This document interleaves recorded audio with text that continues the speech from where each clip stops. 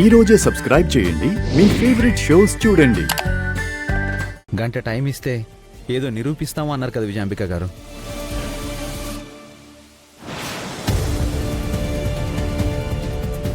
ఇంట్లో అందరూ అమ్మాయి గారు లేరనే బాధలో ఉన్నాం. ఆ బాధను మర్చిపోవడానికే ఆ దేవుడే రుక్మిణిని పంపించాడేమోనని ఎందుకు అనుకోవట్లేదు? మీరు ఎందుకు అనుమానిస్తున్నారు?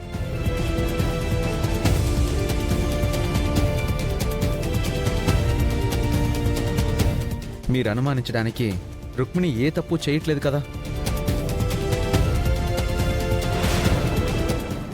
అది కాదు రాజు. ఎవరు ఎలా వచ్చినా నా తమ్ముడిని మోసం చేస్తున్నారు. మొన్నటికి మొన్న ఆ రాధిక కూడా ఇలాగే పేరు మార్చుకుని వచ్చి ఎంత గొడవ చేసిందో మీరందరూ చూశారు కదా.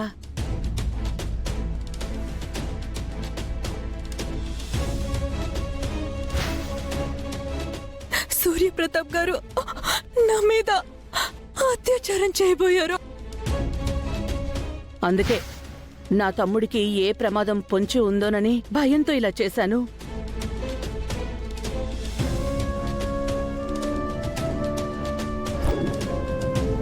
ఇలా చేయించడం కూడా ఒకందుకు మంచి జరిగింది. రుక్మిణి రూప కాదనే క్లారిటీ వచ్చింది. రుక్మిణి అని కూడా క్లారిటీ లేదు కదా తమ్ముడు. ఇప్పుడు రూప చనిపోయినట్టే అప్పుడు రుక్మిణి కూడా చనిపోయింది. అదే నిజం. ఈ అమ్మాయి ఎవరనేది నేను తేలుస్తానుగా తమ్ముడు. అవసరం లేదు.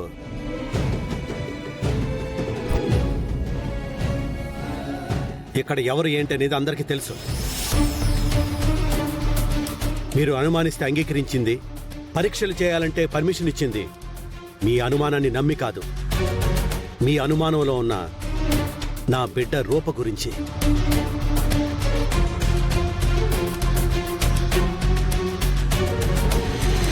మీరు అనుమానించినట్టు ఈ అమ్మాయి మన రూపైతే బాగుంటుంది అనుకున్నాను. అందుకే నా బిడ్డ ఫింగర్ ప్రింట్స్తో మ్యాచ్ అవుతుందో లేదో చూద్దాం అనుకున్నాను. కానీ ఈ అమ్మాయి నా రూప కాదు.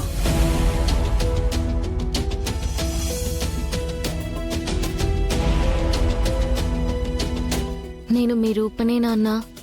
నేను లేనని మీరు పడుతున్న బాధను చూస్తుంటే నేనే రూపనని చెప్పేయాలని ఉంది నాన్న. కానీ చెప్పలేను. ఈ రాక్షసి నా చెల్లిని పొట్టన పెట్టుకుంది. మా తాతయ్యని చంపేసింది. నా బిడ్డని చంపాలని చూసింది.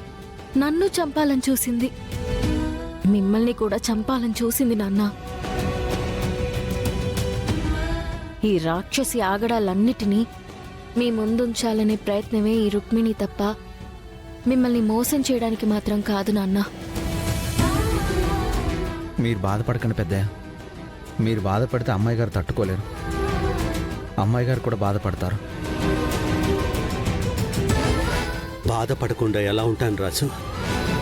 ఒక తండ్రిగా రూపకి నేనేం చేయలేదు. రూప కోసం ఏదైనా చెయ్యాలనుకుంటున్న సమయంలో నా మనవణ్ణి నాకు అప్పచెప్పి మనల్ని అందరినీ వదిలి తను వెళ్ళిపోయింది.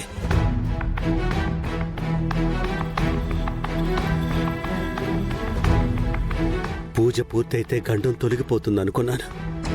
లేదంటే నా రూప ఒక్కదాన్ని ఆ నీళ్లలో మునగనిచ్చేవాణ్ణి కాదు. తన ప్రాణానికి నా ప్రాణం అడ్డేసైనా కాపాడుకునేవాణ్ణి. అలా చేయలేకపోయాను. ఒక తండ్రిగా నేను ఓడిపోయాను రాజు, ఓడిపోయాను.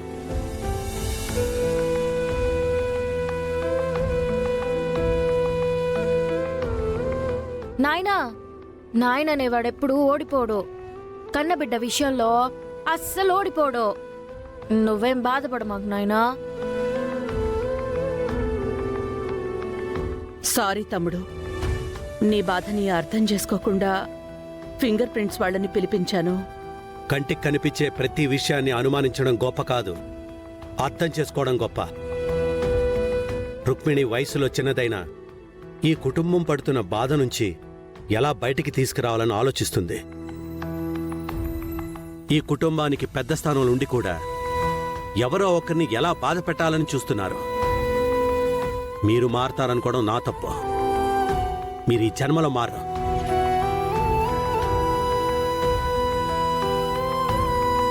అమ్మ రుక్మిణి, ఇక్కడ నువ్వెవరి మాటలు పట్టించుకోకుండా నీకిక్కడ ఎలా ఉండాలనిపిస్తే అలాగే ఉండు.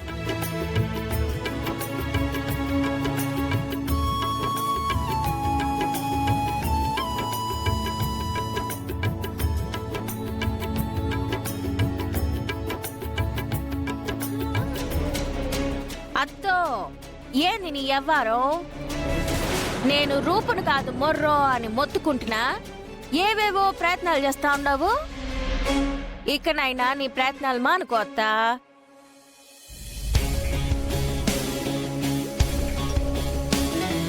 మరి నా స్కూలు?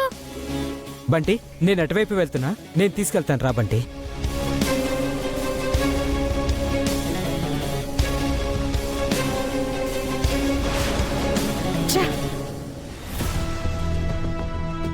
ఫింగర్ ప్రింట్ మ్యాచ్ అవ్వకపోవడం ఏంటి దీపక్? ఏంటంటే ఏం చెప్తాం మమ్మీ? వచ్చింది రూప కాదు, రుక్మిణి అనే చెప్తాను. అది రుక్మిణో ఏమో తెలీదు గాని మీ అత్తయ్యకి పుట్టిన కవలల్లో మాత్రం ఒకటి కాదు దీపక్. ఈ చేతులతో చంపేశాను. అయితే ఇంకెవరు మమ్మీ ఈ అమ్మాయి? అదే మనం కనిపెట్టాలి.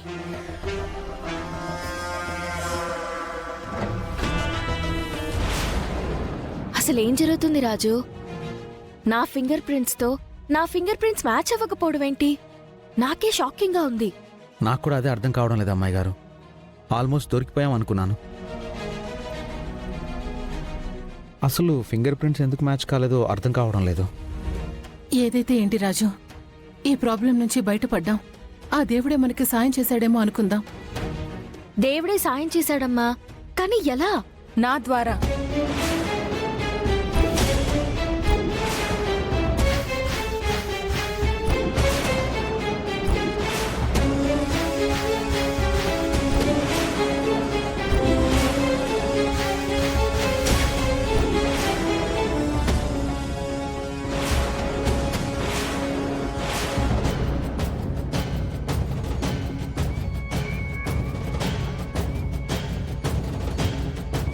ఆ ల్యాండ్ డాక్యుమెంట్స్ పైన వేలిముద్రలు నేనే మార్చేశాను రాజన్న.